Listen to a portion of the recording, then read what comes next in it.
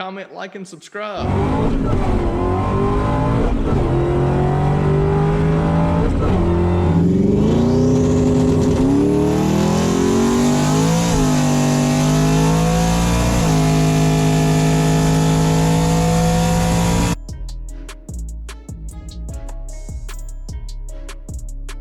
This video by saying this is going to be the first podcast I've ever done, and hope you enjoy it. It's about a guy that I know. His name is Adam Porter, and if you've wondered what my t-shirt I wear in some of my videos says, 3/4 Porter, this is the story about 3/4 Porter.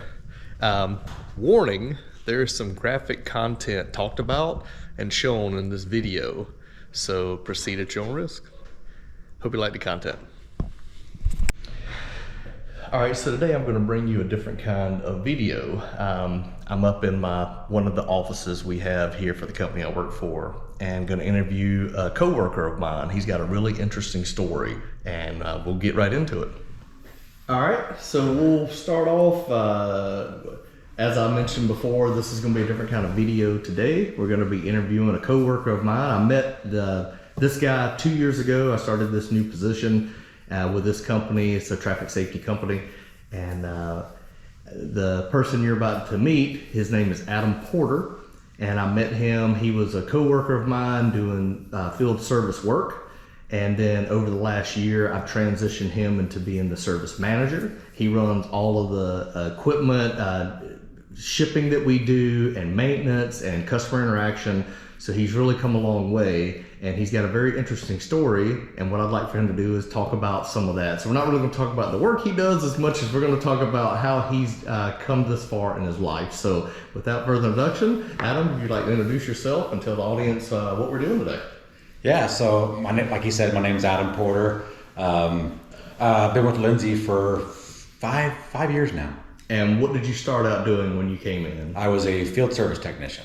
And how long did you do that job, and did you like it?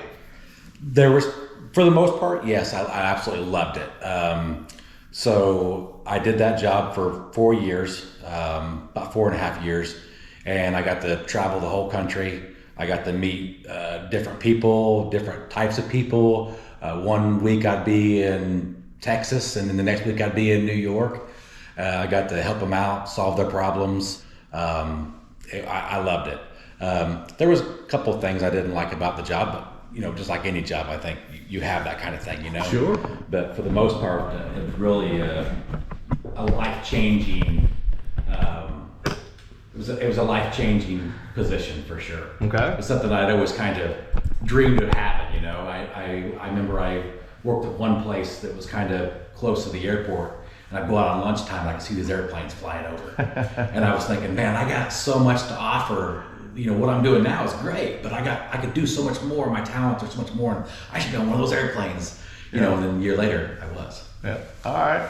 And people might be wondering, my audience here, well, what makes Adam special? Why are we doing this interview? What's so different about a guy that does this kind of work? So can you explain how your experience doing a job like this could be different from, let's say, my experience doing a job like this? Absolutely. So it's not something that I really feel like I see myself as the same as anybody else until I really think about it, or people point it out, and that kind of makes me think about it. But I am a above the knee amputee. I lost my leg in 2001 due to electrocution.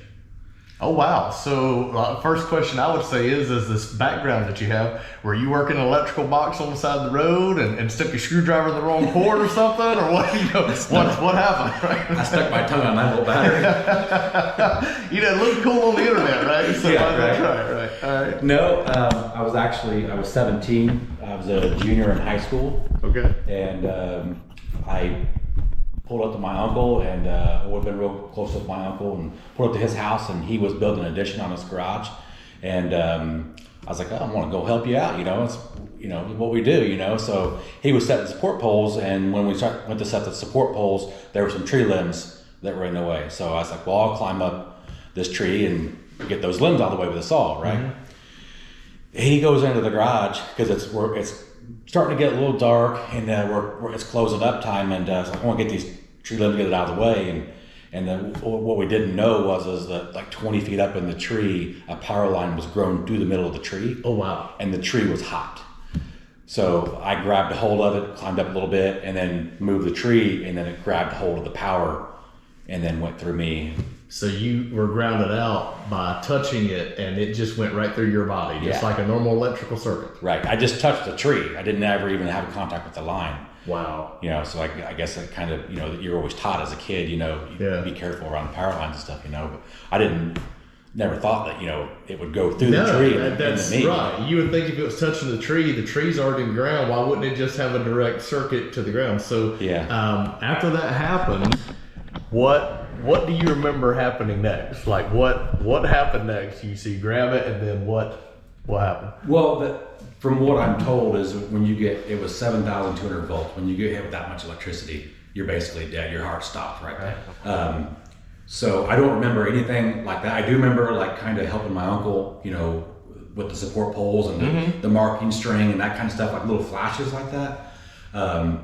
But it's interesting because my uncle's neighbor was a trauma nurse in Indianapolis, and I think it was her son's birthday, and she had called into work and took the day off, and she had heard my uncle, the commotion from my uncle or whatever, and came over and did CPR. Like screaming, yelling, whatever, help, something, right? Okay, because at this point, you don't remember what happened. You grab the tree, and then you're like, boom, done. You're on the ground. I'm on the ground, you know, basically laying there. Okay. You know, my uncle always kind of said, you know, you couldn't really see anything, you know. Okay.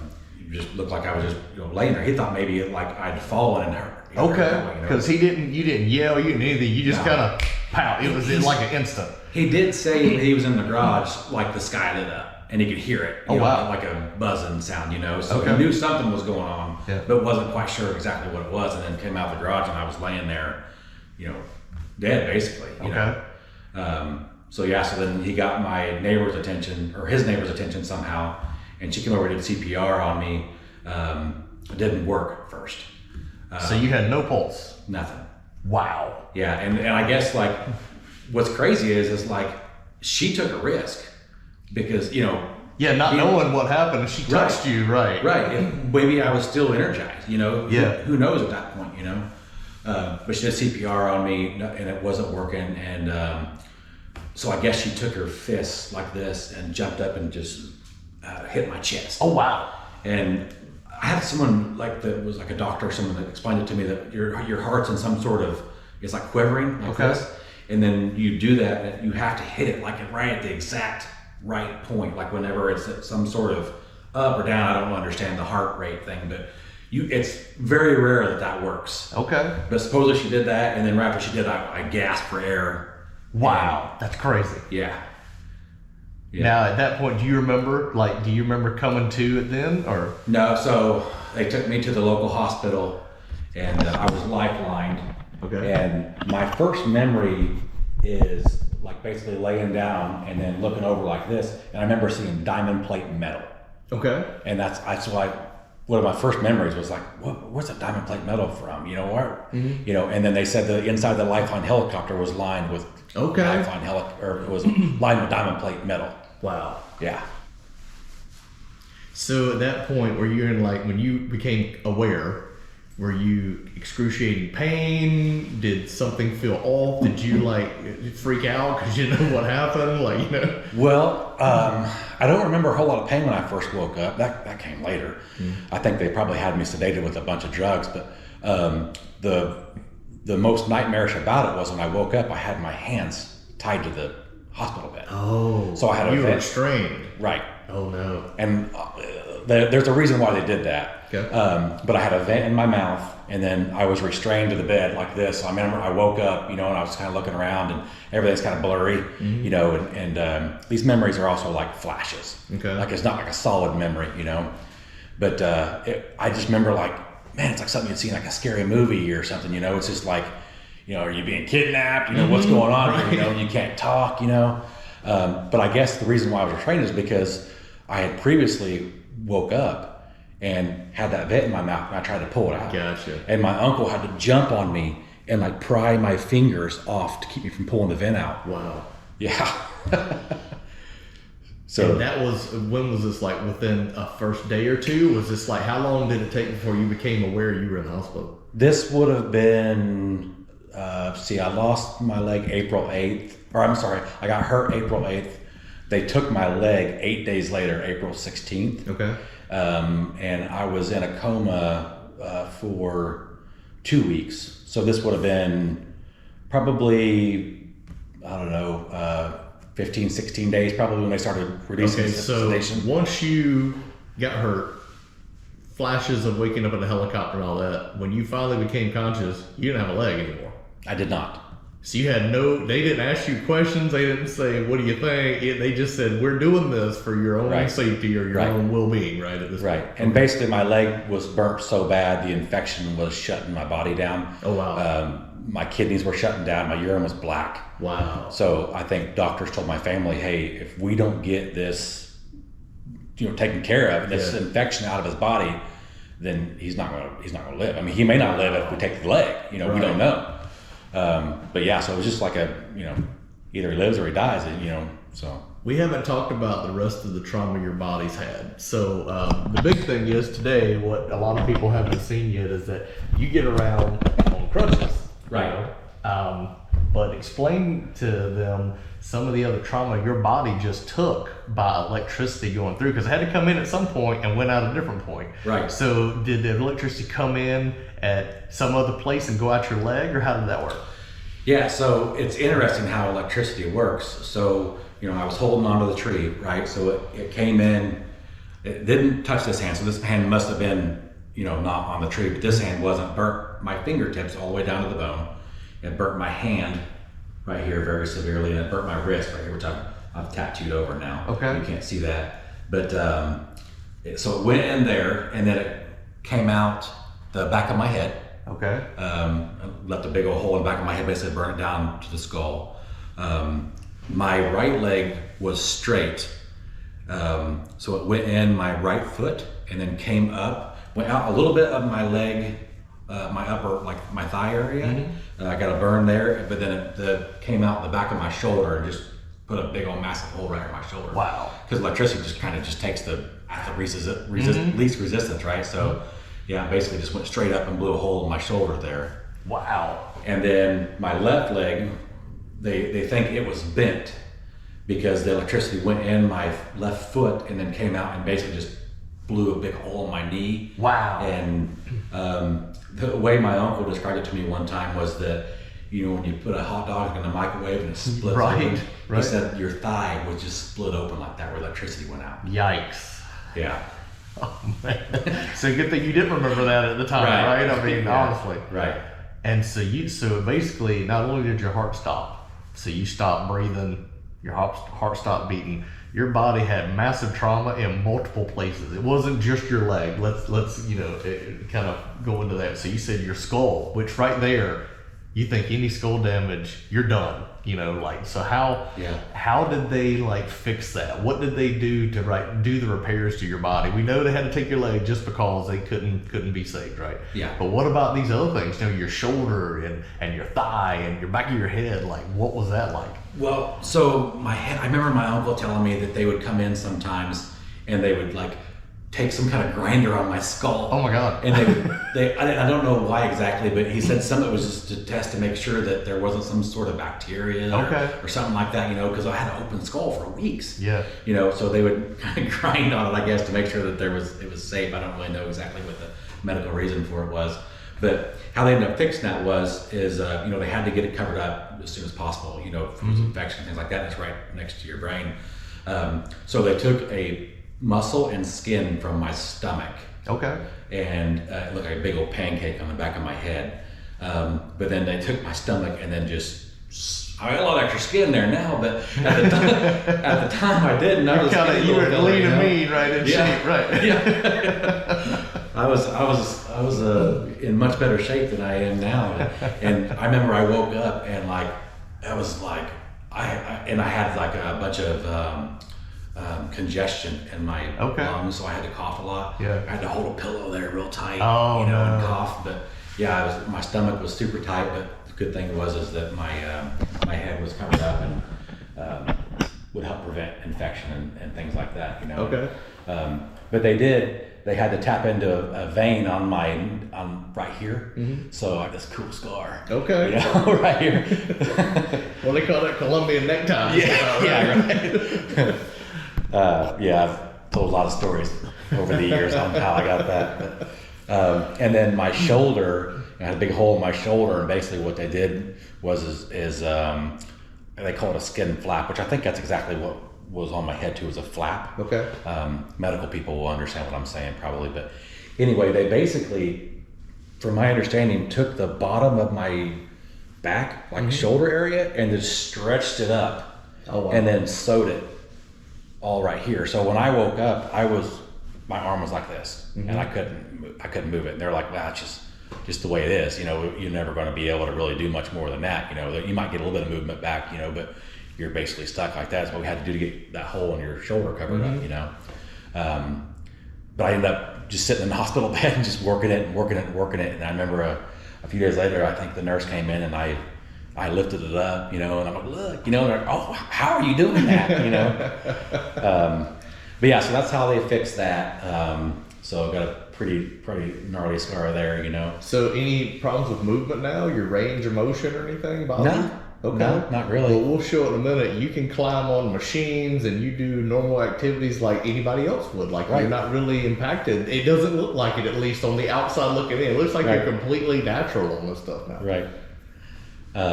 It's funny because whenever I show up to a job site, well, I don't really go to job sites a whole lot anymore. Yeah. But when I used to be on job sites all the time, contractors look at me, you know, I'm on So truck. let's just say you literally hop out of the truck and come, you know, crutching over to this guy. And they have no idea because they've never seen me. They look at you like you got 3 heads. Yeah, they're like, "What is this guy going to do?" You know? Yeah, and it used to be like super fun to me whenever people first meet me, because like just seeing the reaction, you know, and you could see it in the gears ticking in their head, like, how is he going to? Yeah, how's this going to work? This guy's going to train me on this? How? You know.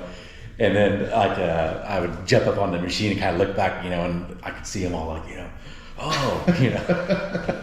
So let's ask the personal side of some of this. So how does it feel when people want to treat you different, or they look at you in a certain way, right? When you're going into a building or you're coming out of a restaurant or anything and they want to hold the door, they want to help, they feel like they want to help you, right? I'm sure in the beginning that was difficult, and now you kind of make fun of it. You kind of joke about stuff now. Yeah. So how has that been, just the mental part of adjusting to how people react to you when they see you like this? I mean, you make jokes about it. The first time, let me just do this, you know.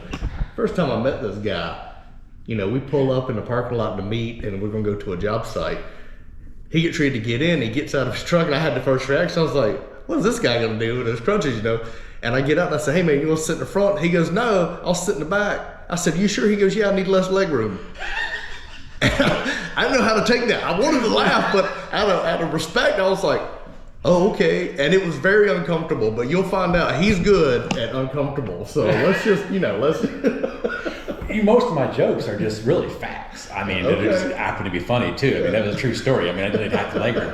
And what's funny is I did that several times. And I mean, at the time, you weren't my direct supervisor, but you were well above me, you know, and you didn't laugh. I'm like, dang it. Here I am trying to make a good impression. And and once you find out, I'll joke a lot, you know, I find a humor, but at the time, I didn't know you like that. So I didn't want to offend you, you know, be like, who is this jackass, you know? Like, That's society's ways. We can get into that later. You know, I got a lot to say about that. But you know, you were talking about like people holding doors and stuff, you know, and I have a buddy, actually my best friend is he's paralyzed in his wheelchair.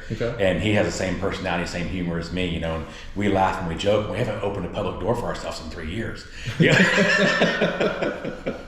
But you know, it's just people trying to help out, you know, they're trying to do their part, you know. So it used to be like, oh, I can do this myself, you know, when you're young, you know. Now it's just like, you know, people get a feel good from it, so you're like, yeah, thank you, you know. Have you ever gotten, like, let's just say the benefit of this, like discounts, like they feel bad, so all of a sudden you get discounts on food or coffee or anything like that? Has that been anything that's happened, or are people still like, it doesn't matter, you know? Well, not real. So everybody thinks I'm a vet.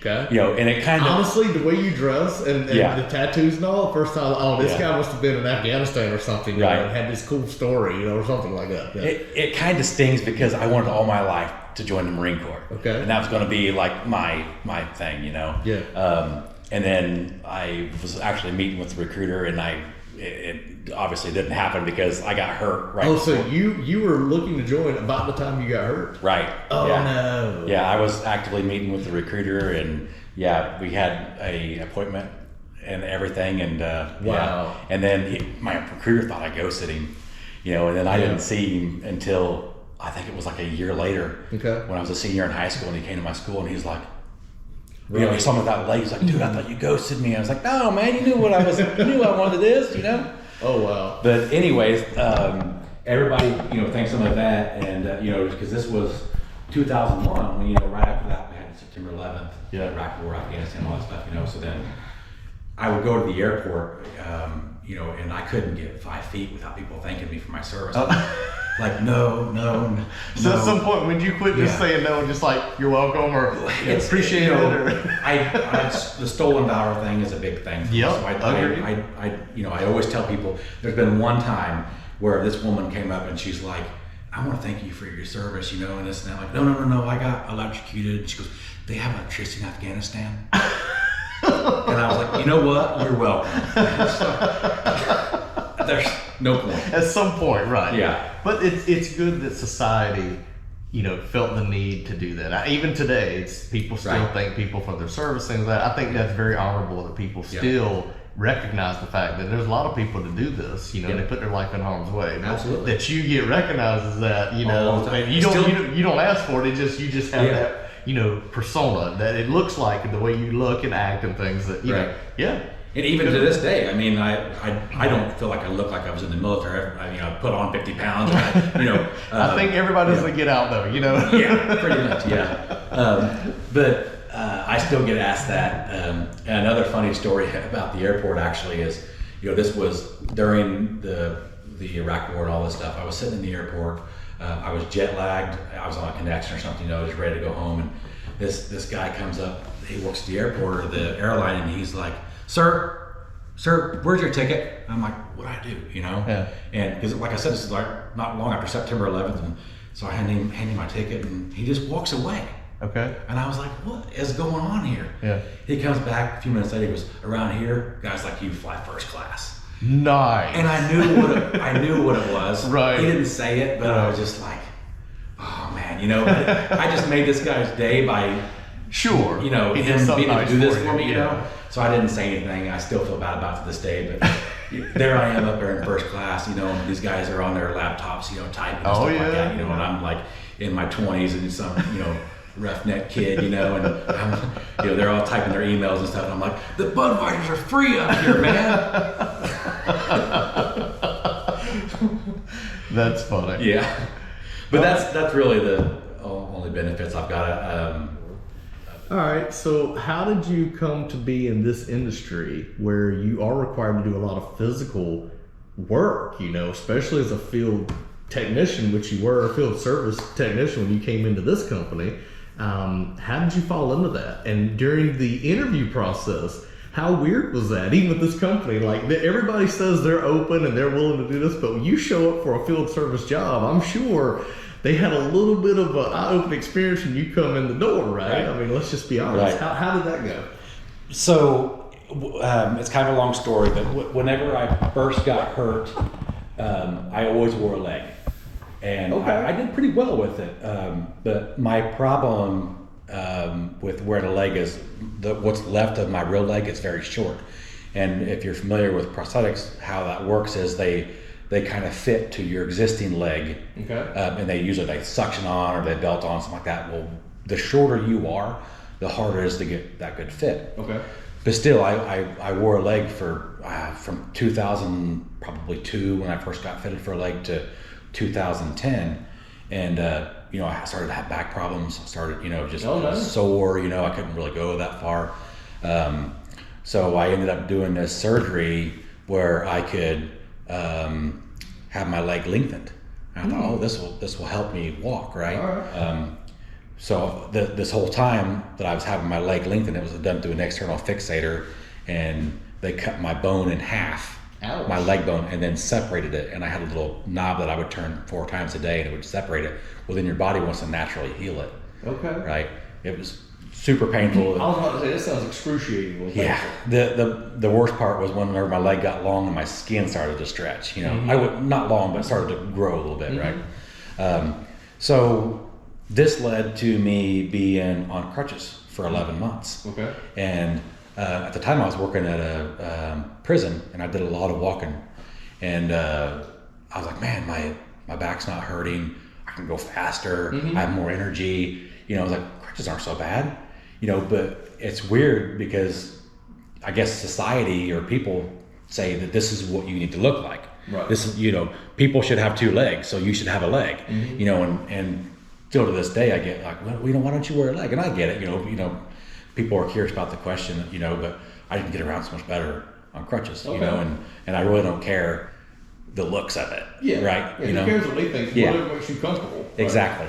And I still have a leg, and I've never, ever since then, it's kind of an ironic situation because I went through that surgery to walk better. And, even with my short legs still, it's just hard to get back in the mode of things. I don't slow down on crutches, and putting the leg on slows me down. And it's just like, kind of like wearing contacts. You have to wear them for a little bit every day and increase the time. It's the same thing with the leg. And I'm like, man, I don't want to do this, and it takes time and it hurts, and I just never really got back in the mode of it. Okay.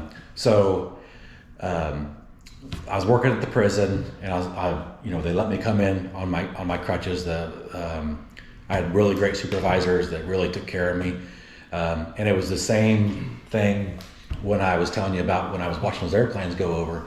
I was working at the prison, and I'm like, man, I just know that I got more to offer than, just working here. And no disrespect to people that work there. It's a great career. It just wasn't long term for you. It wasn't long term for me. Exactly.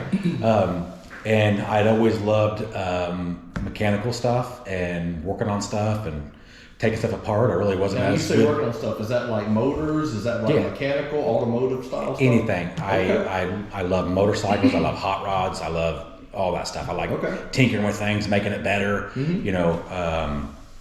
Now I'm in the woodworking, which was foreign to me at the time, but I love working with my hands.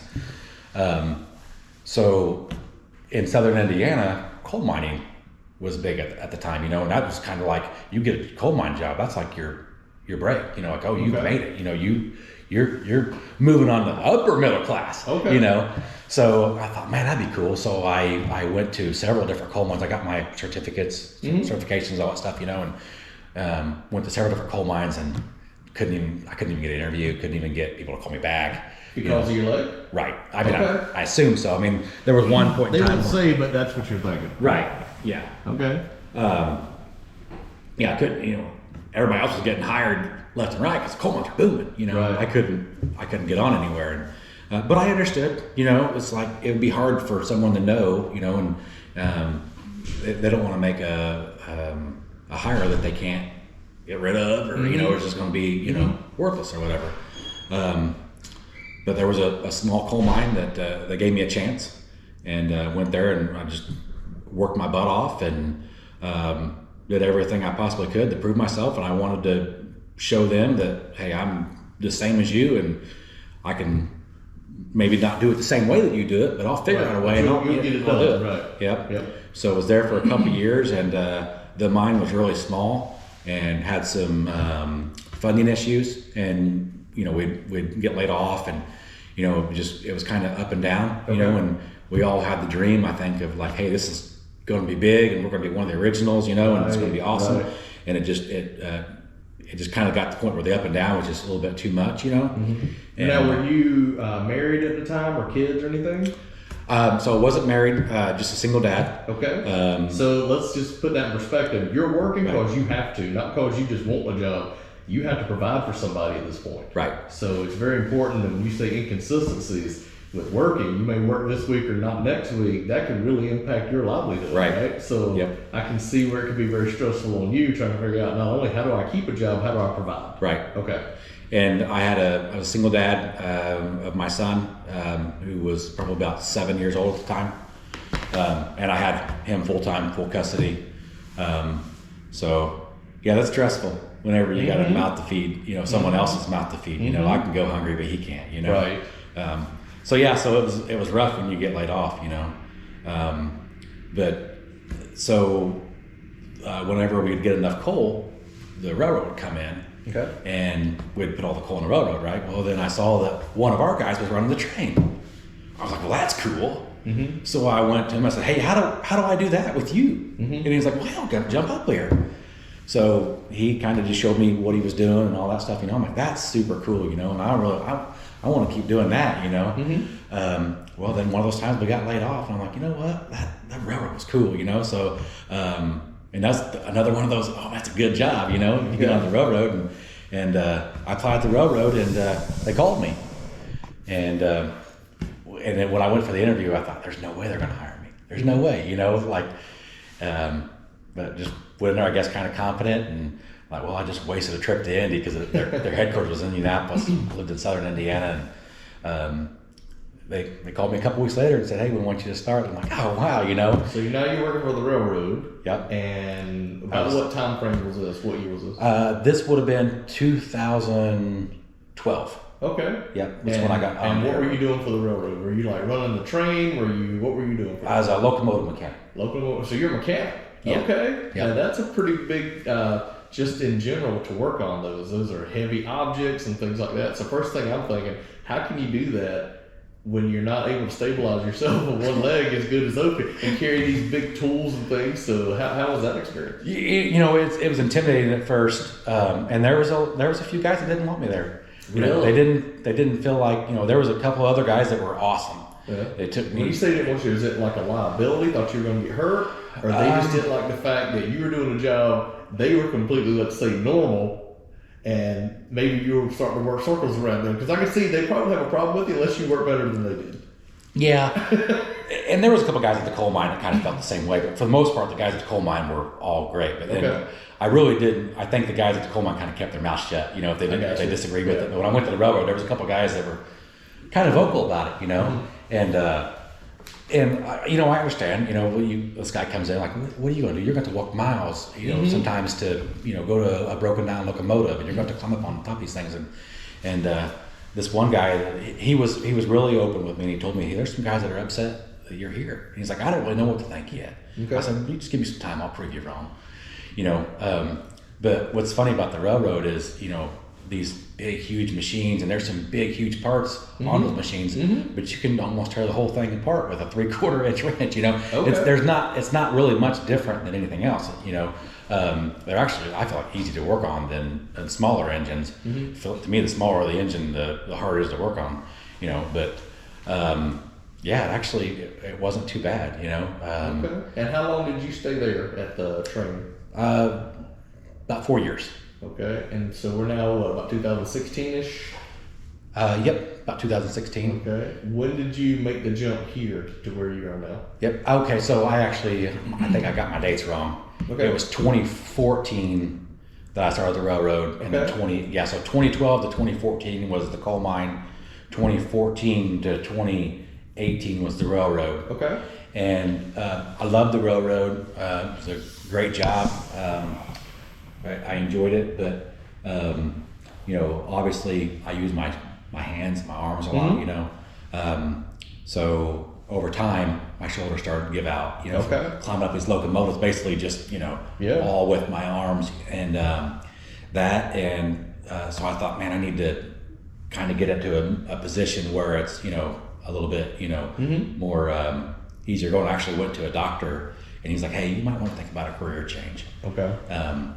But the other thing is that I was working night shift.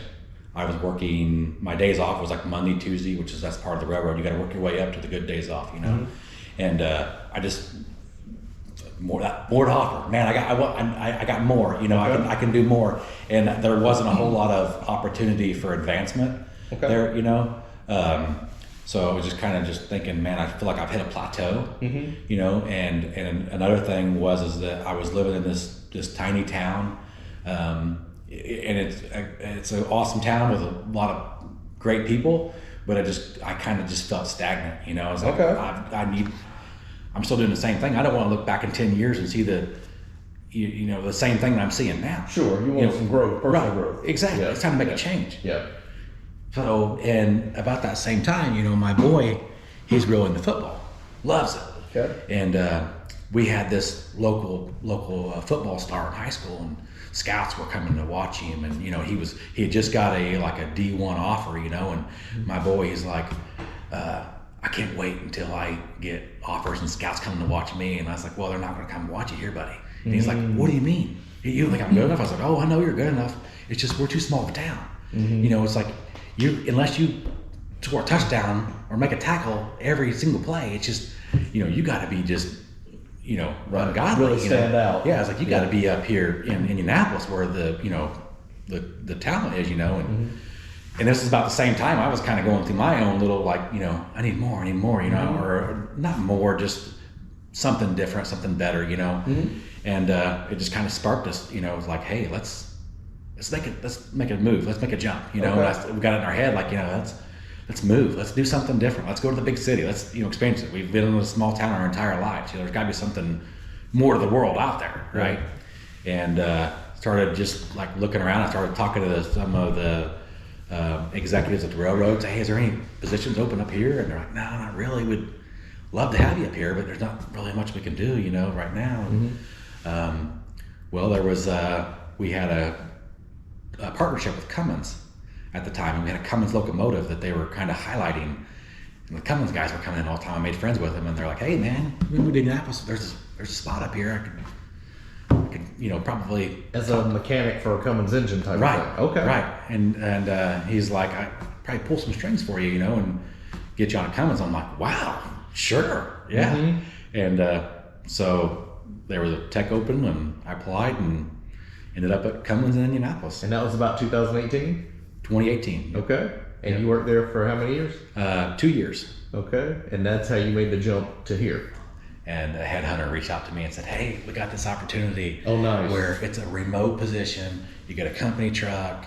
It's great pay. You get to travel all over the country. You get to take care of customers. And I'm like, scammer. And I just ignored it. Just didn't even believe it. Right. Yeah. Too good to be true. Yeah. So a week or two passed by. I'm like, maybe it's legit. I looked up the headhunter's company. I'm like, okay, this looks like a legit company. So I'm like, what you got, man? Yeah. And he emailed me back. He's like, you want to set up some time to talk? And I'm like, yeah, sure. And it ended up being, Lindsay. Okay. Where I work now. And, I ended up going through a few interviews and got the job, and that's how I ended up here. All right. So original question, you go in for the interview with Lindsay. Did they know about your difference between everybody else? What sets you apart, let's say? This was a point in my life where I didn't think about it. It didn't even bother you. I didn't even because it's been so many years since it happened. It's just your normal life now. It's not, you don't see yourself any different than anybody else. Right. Okay. And I worked at a coal mine. I worked at the railroad. I did all these different things. I'm like, right. It should be fine. Yeah. And what's funny is I called up one of my buddies when I was going through the interview process, because it kind of rang a bell, like, oh shoot, I think this is right after I got hired, and I was kind of ring a bell, like, maybe I should tell them, And right. I called up this buddy that's very smart and I respect a lot. And I was like, hey, do I need to tell them? And he's like, will it impede or affect your job in any way, or do you need accommodation? And I was like, I don't think so. And he goes, no, there's no reason telling them. Right. You're no different than anybody else. I was like, okay. But then I was nervous. I'm like, now if I tell them, are they going to back out? Yeah. Because this was in the height of COVID. Okay. This was March of 2020, March 2020. Everything was shut down. They were getting locked down. Yeah, it was like usually they would fly me out or whatever, but all of my interviews are virtual or on the phone. Okay. Yeah, so that's why they didn't know at all. And my supervisor didn't even know until he saw me get out of the car for the first time. What was his first reaction? Did he look like he had just seen a ghost or something, or what? you know him, so this is probably very funny to you, but he was very quiet. Okay. Yeah, he didn't. You could just, but I could see the gears turning. You know. Oh yeah, you knew that he was trying to feel like, how do I, deal with this, right? Yeah, exactly. And he just got his position. So you're both new. Yeah. Okay. And he's probably like, seriously? Yeah. They'll take anybody. Yeah. Here. Right. But do you feel like you made the right decision? Absolutely. So you like what you do? Absolutely. And your ability to do the work has not been impacted at all, from what I can tell. No, I don't think so. Great. So how has that affected your home life? Well, you talked about your son and moving for sports and things like that. How did that work out? It worked out really well for us. The whole move, located from a small town to the bigger city. Obviously, there's things we miss about the small town. We miss the people. We miss the, having campfires and just the things like that. Things that small town people do. But it's opened up, so many opportunities with my employment. I've got to travel the world. My boys travel the world with football. Okay. And he's now got a football scholarship. He's going to be going to college playing football, and they're paying a ton of money, against his schooling. He's not going to have to pay hardly anything at all. That could have been an impact. Just the decisions you made have made a positive impact on his life. Right. Great. That's all. As a dad, that's all you can ask for, right? That you're helping your child be better. Yep. Yeah. And I feel like if he wants now, so people kind of grow up in a small town, and I feel like they get stuck, right? They don't understand what else is out there, and they think that there's nothing else out there, or they think it's too hard, or they just can't do it, or whatever, But I showed my boy that you can do that, and there is other opportunities out there. And if he ever wants to go back, he can go back. Right. We got family there, we got friends there. He can go back if that's what he wants. But he also knows that there's other things out there. He wants those too. Right. I always like to ask questions that people may ask, or they may ask because they don't know, or they may ask because they're inquisitive, or they may ask once they get to know you. Like, I just want to know more about you. So you told me an interesting story about how you met your wife.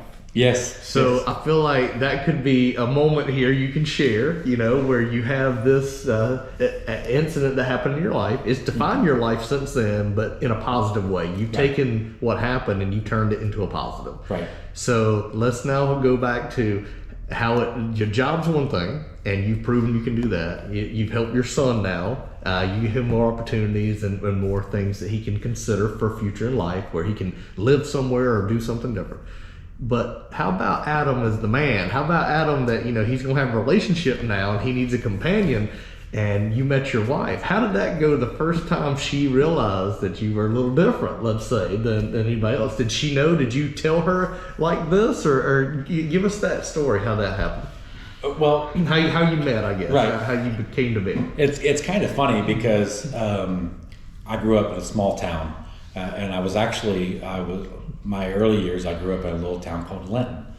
And when I was 10, I moved over to Sullivan, another tiny town, but they're kind of right next to each other. They're high school football rivals, and know a lot of people from Linton. So I ended up moving, and this girl pops up on my Facebook, and she sent me. So we get in an argument about this because she says I sent her a friend request. I say she sent me a friend request. She says I sent her a request and she accidentally deleted it. So sent me another one. I'm like, would you just add every random guy that She's like, well, you seem nice. I'm like, yeah, whatever. So anyway, so I add her, and I'm like, wow, she's cute, and she seems really nice, So I waited for the right opportunity, and she posted something about her dog or something like that. You're like, oh, right, that's my chance to go into the DMs. Okay. And such a cute dog. I can't remember what it was now. But come to find out, she's from Linton.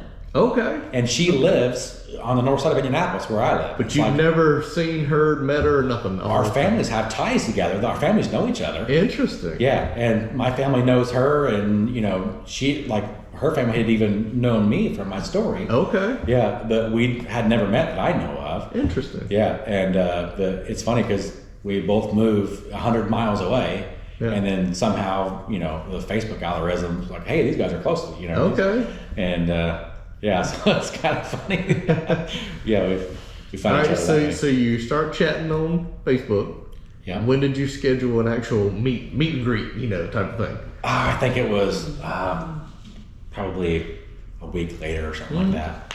Yeah. So you're moving pretty fast at this point. Yeah, You're like, let me go ahead. I'm not a talker, you know. Like, okay. You could probably disagree with that with this. Hold on a minute. He says he's not a talker. You're doing pretty good so far. When it comes to the women, you know. I got you. When it comes to my wife, let me say that. Okay, good catch there. So when it comes to doing work, he can talk all day. When it comes to women, you pretty much a mute. Is what you're saying, right? Yeah. So. No, I was like, hey, I want to. You're a salesman. Connections are made in person. Sure. Right. Sure. So once you establish that rapport, you gotta, get them on a date. So I was like, I gotta get this girl on a date. Which is funny because I show up and she wasn't ready. She didn't even know I was coming. I didn't give her like a heads up, like, hey, are we still on? Okay. Because I'm kind of like, hey, you make an appointment. Oh, so you kind of floated it out there. Hey, let's get together next Saturday or something. No, I said, we made plans. I said that we'll I'll see you. I'll be there at your house at I don't know what day it was, like Tuesday at 7:00. Okay. We'll go out to dinner or whatever, And I can already see what's happening here. Yeah. You didn't confirm this like a This day was like before. a Saturday or something like that. And I was like, hey, when are you free? She's like, I'm free Tuesday. I'm like, okay, I'll pick you up at 7 at your house. She gives me her address. I'm like, okay, So I said, I'll see you at 7. If anything comes up, let me know. Other than that, I will see you at 7:00. Yeah. Yeah. So I show up at 7:00. She goes, you didn't let me know you were coming. I'm like, I told you I was going to be here at 7:00. Yeah, like I wrote it down. Yeah, Everything, I thought you'd be excited. I thought you'd been looking forward to this. I mean, maybe she's used to dating needy guys that are like blowing her phone up all the time, Yeah. But that wasn't me. So you knock on the door. She answers it like, "What are you doing here?" yeah. Okay. She said that she thought I was actually the good-looking maintenance man. Okay. Yeah. She's like, I thought you were the maintenance man. Yeah. And she didn't want to go. She's like, well, I'm not ready. So I don't really want to go. And I'm like, well, I just drove here. So you either go like this or you change your clothes. What's up to you, Right. So, Now at this point, now she's seen you in person though. Right. Did she know about your letter? So like I said, our families were kind of. Oh, so that's right. They had known. So she already had the background. She didn't know me, but she had talked to her cousin and her mom. All right. And they're like, hey, he's got one leg. All right. And that didn't deter her a bit then. I think she was a little bit like nervous about it. I got you. But she didn't really care. So she gets ready. You go out. Right. Yeah. Do you remember where you went? Went to a little Mexican place. What's funny is she's a part-time health inspector. Okay. And she goes, "Where are you taking me to eat?" And I said, "I'm gonna take you to this place." And she's like, "No, you're not." Dude, that's awesome. Yeah. Because she could say, "No, they're nasty. Don't go there." Yeah. I said, "You don't like Mexican?" And she goes, "No, it's dirty. That place is dirty. You're not going there."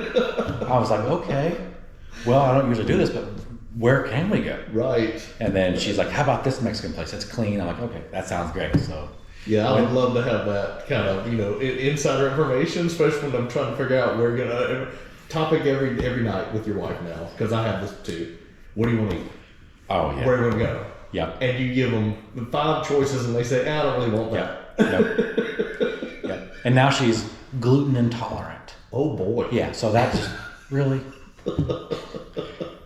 That's for another time. So you go on the date. Date goes well. Yeah. Apparently, it went pretty well. Gave her a couple margaritas, and we've been together ever since. That's awesome. Yeah. But no, how long have you been together now? So we've been married. Be 2 years in March or last March. Okay. And then we were together. I think it was about a year and a half before that. Okay. So. About normal. Yeah. Okay. Cool. Yep. And has anything changed since you got married? A little bit, yeah. So about a few months after we got married, we found out we were going to have a baby. Congratulations. That's great. Yep. And she just turned 1 in January. Okay. Yep. So I have an 18-year-old and I have a 1-year-old. That's a big gap there. Yeah. Yep. But also with your wife now, you didn't hesitate. You didn't wait. You knew this is what you wanted, and now you have a growing family. Yep. I pretty much raised my son, by myself with help, a lot of support and help from people, but it was hard. And then I always, thought it'd be, I'd love to, have more kids, if the time was right, and it was never at the right opportunity. And then, met her, and she wanted kids, and she said she could go either way, Yeah. And I was like, well, I'd love to do it, if you want to. So we were like, yeah, let's do it, and it's been great, and people were like, how, was it hard starting over? And I'm like, my boy was getting 16, 17, and he's been such a huge part of my life for so long. He'll always be a huge part of my life, but he's starting to go out on his own, and it kind of just made me like sad, like, man, it's like, what am I going to do when I'm not a dad? And I've said that to people, and they're like, well, I'd travel, and I'd do this, I'd do that, and just like, but being a dad's like just the coolest thing, the funnest thing, and the best thing. And to clarify what you mean by saying being a dad, it's not that you're not going to be a dad, it's just you're not going to have to care for them every day. Exactly. And now they're out on their own, and now you're going to have that worrying about what are they doing, are they healthy, are they eating right, are they being safe, things like that. Right. But now the normal get up in the morning, they're not at the house anymore. Exactly. And that's that empty nest thing people talk about. They don't know what to do with their free time, and now your relationship will be different with your wife. Now, you do have a new child there, a daughter, so your time's still going to be filled. You won't be completely empty nest, but it will be different than what you've been used to for, how old is he now, 19, 18, 19? He'll be 19 in April, or this month, Okay. So next week, actually. It's you and I both know, growing up at a certain age, we were out of the house, and we were doing our own thing. And what's funny is when you're a teenager in the 20s, you think you know it all, but there's things that you overlook that are important that you don't realize till you're in your 30s, 40s, 50s that you wish you would have embraced even more. So, but we get it. Everybody has to find their path. We all went through that. And hopefully, in your sake, your son, you stay close, and he'll come back around later in life, and he'll be much closer with you, because we know they're finding their way as they get a little older, and absolutely, learning what they like and don't like. Same thing you did with your, last few years of going through what you liked, and so it's interesting that now, come full circle, an injury that happened. What is it now? 24 years this week. 24 years, which is part of the reason why I thought it was important to do this interview. It is the anniversary that's happening, and I thought it was an interesting story, not only because he had something terrible happen to him. The inspirational part is he didn't let that define him, and it actually shaped your life differently than if you hadn't been in the accident. So let's say if you hadn't been in the accident, you would have joined the military. Right. And then your life could have taken a completely different direction, depending on what you did with that. Why would you have stayed in? Do you think you would have gone and stayed in just 4 years, or would you made a career, do you think, if you had gone to the military? My goal was to do 20 years and then retire. Yeah. I wanted to be an officer. Okay. And do the 20 years, and, who knows what could have happened. But that's my goal. And it's funny because I had the same conversation with my boy last week when, on the anniversary of me getting hurt. He's like, man, what would have happened? Right. I wouldn't have been here. Maybe I'd have been here in a different way, in a different. Yes. But, absolutely. Yeah, but it's pretty crazy. That's cool. I've had people ask me, if you could go back and change it, would you? Absolutely not. Right. It's shaped who I am. It's helped me in so many different ways. I've experienced things that I wouldn't have got to experience. I would have loved the chance to join the military, but that wasn't God's plan, I guess. So it happened this way. Well, that's great. Oh, I appreciate you, giving me some background information, some of the stories along the way. I think this will be good for other people that may see this. Let's say there's somebody out there that's interviewing people about struggles in life and what they went through and what they decided to do. How did they make a negative into a positive, if you will? Right. Don't mind the electrical pun on that, but I like it. But no, I mean, it's one of those things where we today, you and I, have seen people, whether it's people we know or people on the internet or whatever, and they wallow in sorrow, and they let it shape their life in a negative way, and it affects the people around them as much as it affects them. Because what a lot of people don't realize, this may be a tragedy to a certain person, but it affects everyone around you, your friends, your family. You may pull away and not be the same person you were. Maybe you're a happy-go-lucky person. Now you're this depressed, angry, whatever type of person. You didn't let that affect you. You took it and you made the most of it, and you went and lived your life. Clearly, look at all the things you have done, and you've proven yourself that it doesn't hold you back. You're not defined by not having a leg, So that's really. I appreciate you, sharing that story. I think it's great that you turned that around, and now look what you've got. You got son who's really smart and getting out of school, going to lead his life and do things because you inspired him to do it.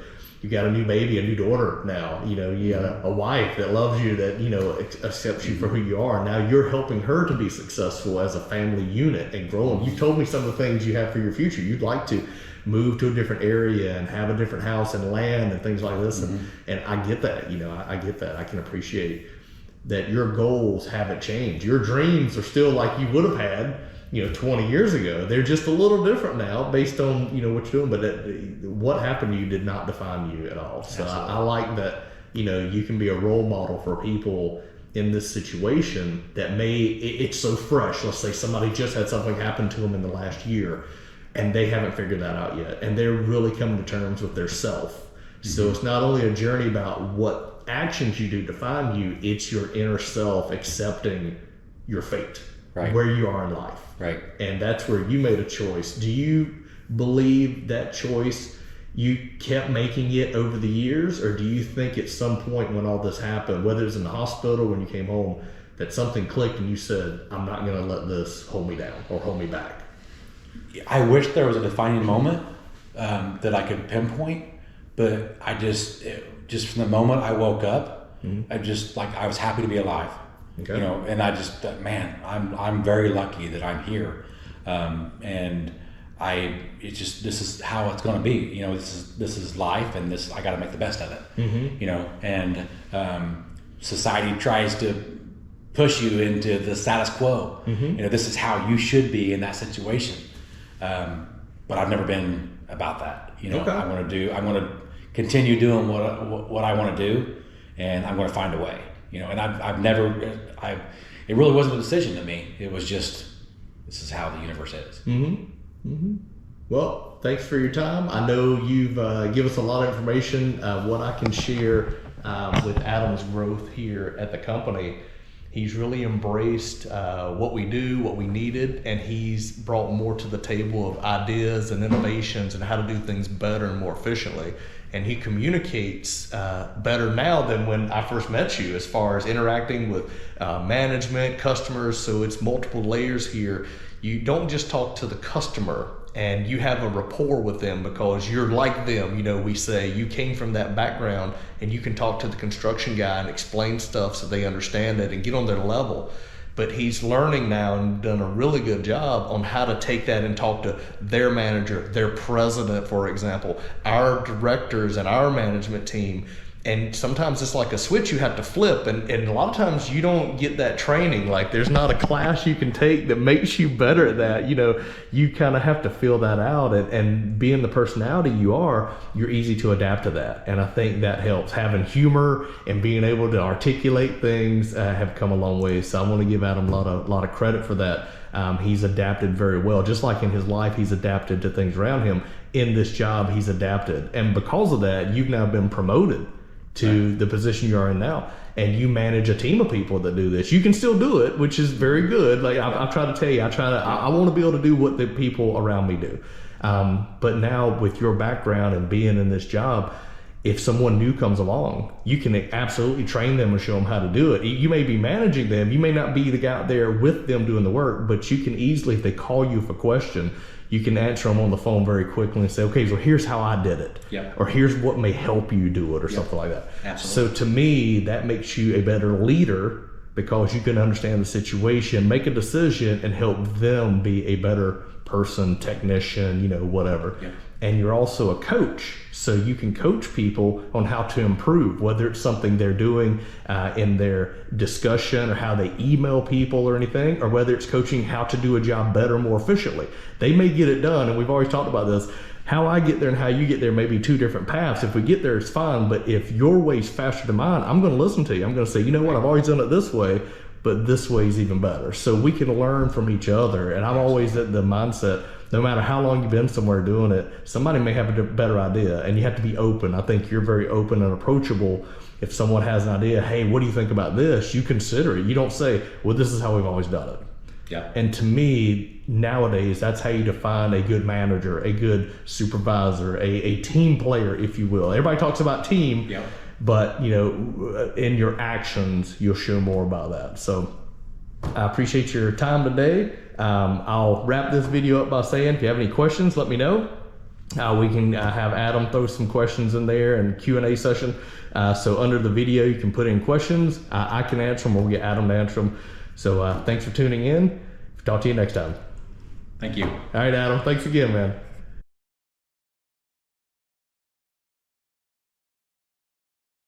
When I was like, I don't know what to say right now, I figured that we could probably improve that a little bit. Like, yeah. What should I say? Like, go ahead. Just give me your, hey, America, here's You point at the camera and go, hey, YouTube, guess who I am? Yeah. Or, is this another TTSaleen video? I mean, really? Is this a standard doing burnouts and donuts and this redneck guy talking in his garage, you know? So what was your first impression when you met me and I told you I had a YouTube page, you went and watched some of my videos? Did you think this guy's an absolute clown or what? No, I was very surprised. Okay. Because, you know, I didn't know that side of you very well, you know, and then I think you'd sent me a link to one of them or whatever, you know, and I went and watched it. I'm like, what? I didn't expect this. and all the cars, you know, and like, you know, you're like, yeah, I'm into hot rods, stuff like that. Well, everybody's into hot rods, you know. But man, it's like, man, this guy backs it up, you know. It's like, this is some cool stuff, you know. But I don't share it at work. I don't really talk about what I do at work, you know, because it's kind of my hobby. You know, let's be honest. We all have to have a hobby outside of work. But I'm very passionate about cars ever since I was a teenager. And then what did you tell me when I said, yeah, I like hot rods and cars? You said, I don't remember what was it I said. What you got, what you built. Oh, yeah. Oh, my chopper. Yeah. So I have a trike that I built with a West Coast Choppers frame. Okay. And it's a rigid frame. I put like 11-inch or 13-inch wide rear tires on it. You know, it was right during the chopper craze, you know, and I've always been into that, you know, even when it, you know, it was on TV, you know, but I've always been in it way before that and now, but yeah, so it's pretty awesome. And you had a hot rod of some sort. Yeah, I had a 1940 Chevy truck on a 34 frame. And it was actually my daily driver for a while. Okay. Yeah, when I worked at the prison, I drove it. Funny story about that is I had open headers on, you know, just shut right on the side like the old school style, you know. And it was raining. I put a bag around my air cleaner and came off work, took the bag off, and there's, you know, his nice car sitting right next to me, and I'm like, oh no, you know. I fired that thing up, shot soot all over the side of those cars. Oh no. I was like, oh man. But yeah, that was a cool truck. I had to get rid of it. But. And today, do you have anything like that today? No, not really. Still got a love for it. Okay. But you know, right now I just got different priorities. You know, and you know, it might be a while before I can do stuff like that again. You know, but that's okay. Is that something you think you'll do? You know, do hot rod stuff later or what? Yeah, I mean, I always think eventually I'm going to hit that Powerball. Yeah. And then I'm going to say, sorry, Ryan, but I gotta, you know, I'll give you like a 6-month notice or something. Okay. But I've always said I'm going to hit that's what I'm going to do. I'm going to be so rich I don't have to work, but I'm going to have a little shop and I'm going to employ all my buddies, and we're just going to make just enough money to have a good time and, you know, just build cool stuff, you know, like they do on that hot rod and TV. You know? Yeah. All right, cool. Well, appreciate it.